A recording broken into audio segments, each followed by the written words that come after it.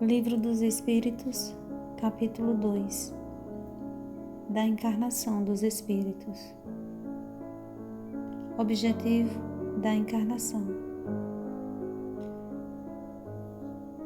Questão 132. Qual o objetivo da encarnação dos Espíritos? Deus lhe impõe a encarnação com o fim de fazê-los chegar à perfeição. Para uns é expiação, para outros missão, mas para alcançarem essa perfeição, tem que sofrer todas as vicissitudes da existência corporal. Nisso é que está a expiação. Visa ainda outro fim a encarnação, o de pôr o espírito em condições de suportar a parte que ele toca na obra da criação. Para executá-la é que, em cada mundo, toma o espírito um instrumento de harmonia com a matéria essencial desse mundo, a fim de aí cumprir, daquele ponto de vista, as ordens de Deus. É assim que, concorrendo para a obra geral, ele próprio se adianta. Nota: a ação dos seres corpóreos é necessária à marcha do universo. Deus, porém, na sua sabedoria, quis que nessa marcha, ação, eles encontrassem, nessa mesma ação, eles encontrassem um meio de progredir e de se aproximar dele. Desse modo, por uma admirável lei da providência, tudo se encadeia, tudo é solidário na natureza. Questão 133. Tem necessidade de encarnação os espíritos que, desde o princípio, seguiram o caminho do bem? Todos são criados simples e ignorantes, e se instruem nas lutas e tribulações da vida corporal. Deus, que é justo, não podia fazer felizes a uns sem fadigas e trabalhos, consequentemente sem mérito. Item A. Mas, então, de que serve aos espíritos terem seguido o caminho do bem, se isso não os isenta dos sofrimentos da vida corporal? Chegam mais depressa ao fim. Demais, as aflições da vida são muitas vezes a consequência da imperfeição do espírito. Quanto menos imperfeições, tanto menos tormentos. Aquele que não é invejoso, nem ciumento, nem avaro, nem ambicioso, não sofrerá as torturas que se originam desses defeitos. A alma. Questão 134. Que é a alma? Um espírito encarnado. Item A. Que era a alma antes de se unir ao corpo? Espírito. Item B. As almas e os espíritos são, portanto, idênticos à mesma coisa? Sim, as almas não são senão os espíritos. Antes de se unir ao corpo, a alma é um dos seres inteligentes que povoam o mundo invisível, os quais temporariamente revestem o invólucro carnal, para se purificarem e esclarecerem. Questão 135. Há no homem alguma outra coisa, além da alma e do corpo? Há o laço que liga a alma ao corpo. Item A. De que natureza é esse laço? Semimaterial, isto é, de natureza intermédia entre o espírito e o corpo. É preciso que seja assim para que os dois se possam comunicar um com o outro. Por meio desse laço é que o espírito atua sobre a matéria e reciprocamente. O homem é, portanto, formado de 3 partes essenciais. Primeiro, o corpo ou ser material, análogo ao dos animais e animado pelo mesmo princípio vital. Segundo, a alma, espírito encarnado que tem no corpo a sua habitação. Terceiro, o princípio intermediário ou perispírito, substância semimaterial que serve de primeiro envoltório ao espírito e liga a alma ao corpo. Tais, num fruto, o gérmen, o perisperma e a casca. Questão 136. A alma independe do princípio vital? O corpo não é mais do que um envoltório. Repetímo-lo constantemente. Item A. Pode o corpo existir sem a alma? Pode. Entretanto, desde que cessa a vida do corpo, a alma o abandona. Antes do nascimento ainda, não há união definitiva entre a alma e o corpo. Enquanto que, depois de essa união se haver estabelecido, a morte do corpo rompe os laços que o prendem à alma e esta o abandona. A vida orgânica pode animar um corpo sem alma, mas a alma não pode habitar um corpo privado de vida orgânica. Item B. Que seria o nosso corpo se não tivesse alma? Simples massa de carne sem inteligência, tudo o que quiserdes, exceto um homem. Questão 137. Um espírito pode encarnar a um tempo em 2 corpos diferentes? Não. O espírito é indivisível e não pode animar simultaneamente 2 seres distintos. Questão 138. Que se deve pensar da opinião dos que consideram a alma o princípio da vida material? É uma questão de palavras, com que nada temos. Começai por vos entenderdes mutuamente. Questão 139. Alguns espíritos e, antes deles, alguns filósofos definiram a alma como sendo uma centelha anímica emanada do grande todo. Por que essa contradição? Não há contradição.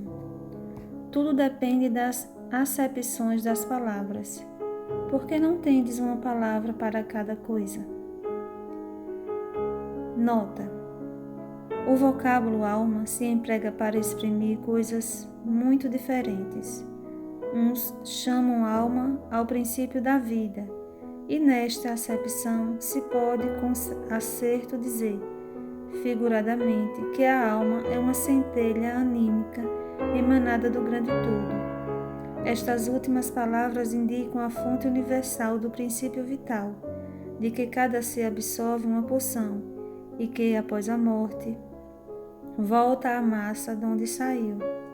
Essa ideia de nenhum modo exclui a de um ser moral, distinto, independente da matéria, e que conserva sua individualidade. A esse ser, igualmente, se dá o nome de alma, e nesta acepção é que se pode dizer que a alma é um espírito encarnado, dando da alma definições diversas. Os espíritos falaram de acordo com o modo porque aplicavam a palavra e com as ideias terrenas de que ainda estavam mais ou menos imbuídos. Isto resulta da deficiência da linguagem humana, que não dispõe de uma palavra para cada ideia, dom de uma imensidade de equívocos e discussões. Eis porque os espíritos superiores nos dizem que primeiro nos entendamos acerca das palavras. Questão 140. Que se deve pensar da teoria da alma subdividida em tantas partes quantos são os músculos e prescindindo assim a cada uma das funções do corpo? Ainda isto depende do sentido que se empreste à palavra alma. Se se entende por alma o fluido vital, essa teoria tem razão de ser. Se se entende por alma o espírito encarnado, é errônea. Já dissemos que o espírito é indivisível. Ele imprime movimento aos órgãos, servindo-se do fluido intermediário, sem que para isso se divida. Item A.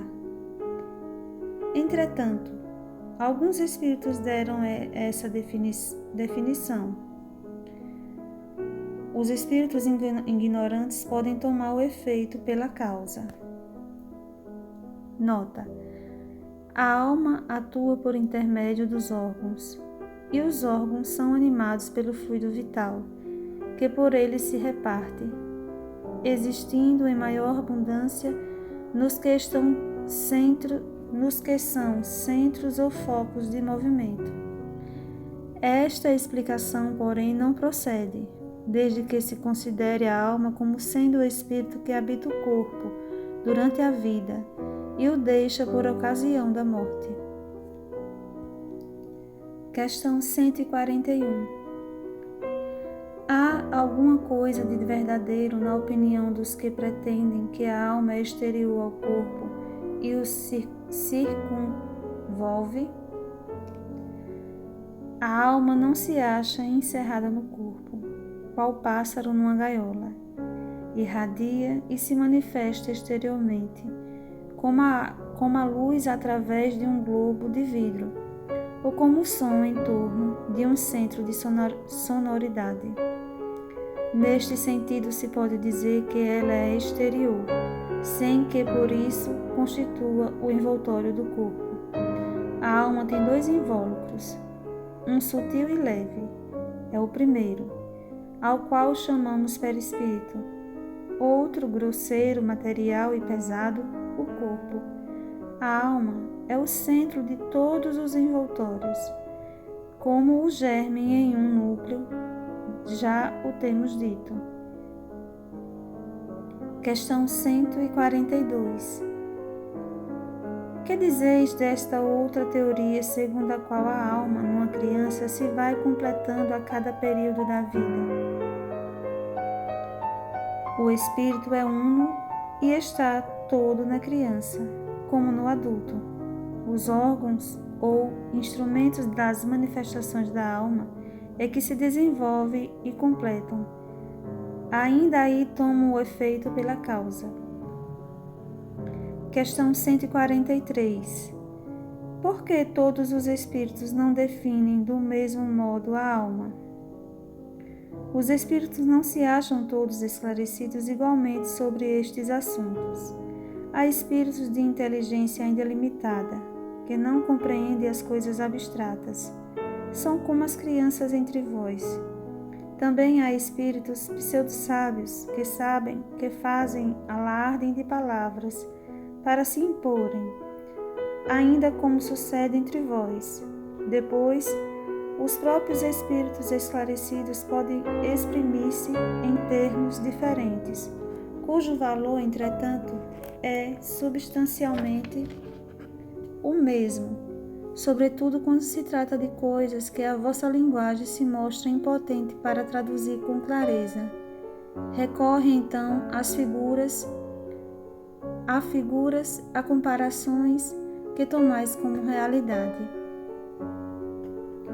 Questão 144. Que se deve entender por alma do mundo? O princípio universal da vida e da inteligência, do qual nascem as individualidades. Mas os que se servem dessa expressão não se compreendem, as mais das vezes uns aos outros. O termo alma é tão elástico que cada um o interpreta ao sabor de suas fantasias. Também à Terra hão atribuído uma alma, Por alma da terra se deve entender o conjunto dos espíritos abnegados, que dirigem para o bem as vossas ações, quando os escutais, e que, de certo modo, são os lugares tenentes de Deus com relação ao vosso planeta. Questão 145. Como se explica que tantos filósofos antigos e modernos, durante tão longo tempo, hajam discutido sobre a ciência psicológica e não tenham chegado ao conhecimento da verdade? Esses homens eram os precursores da eterna doutrina espírita. Prepararam os caminhos. Eram homens e, como tais, se enganaram, tomando suas próprias ideias pela luz. No entanto, mesmo os seus erros servem para realçar a verdade, mostrando o pró e o contra. Demais, entre esses erros se encontraram grandes verdades que um estudo comparativo torna apreensíveis. Questão 146. A alma tem no corpo sede determinada e circunscrita? Não. Porém, nos grandes gênios, em todos os que pensam muito, ela reside mais particularmente na cabeça, ao passo que ocupa principalmente o coração naqueles que muito sentem e cujas ações têm todas por objeto a humanidade. Item A. Que se deve pensar da opinião dos que situam a alma no centro vital? Quer isso dizer que o espírito habita de preferência essa parte do vosso organismo, por ser aí o ponto de convergência de todas as sensações.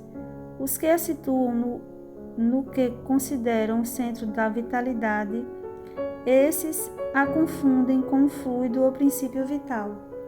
Pode, todavia, dizer-se que a sede da alma se encontra especialmente nos órgãos que servem para as manifestações intelectuais e morais.